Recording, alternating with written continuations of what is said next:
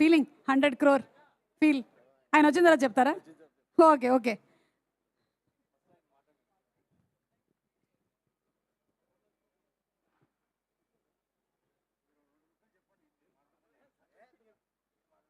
ఇది correct. At least ప్రొడ్యూసర్ని బెదిరించైనా మాట్లాడించాలి. రండి. మీరు చాలాసార్లు మాట్లాడారు, అలా అయితే నేను ఎన్నిసార్లు మాట్లాడి ఉంటాను?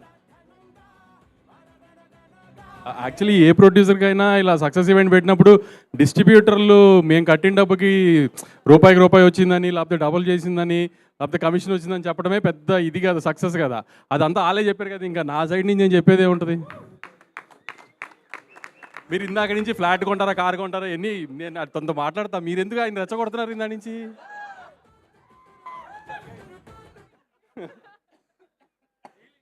మీకు నాకు అంటే సంవత్సరానికి 2-4-5 సినిమాలు ఉంటాయి, మన 10 ఈవెంట్లు ఉంటాయి, 20 ఈవెంట్లు, మనం ఏం తర్వాత మాట్లాడుకోవచ్చు కదా.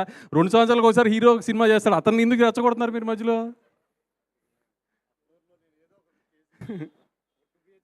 మన ఇద్దరిని కలిపి కొంటది ఆవిడ, మీరు ఆవిడికి మనం గిఫ్ట్లు ఇవ్వడం ఏంటి?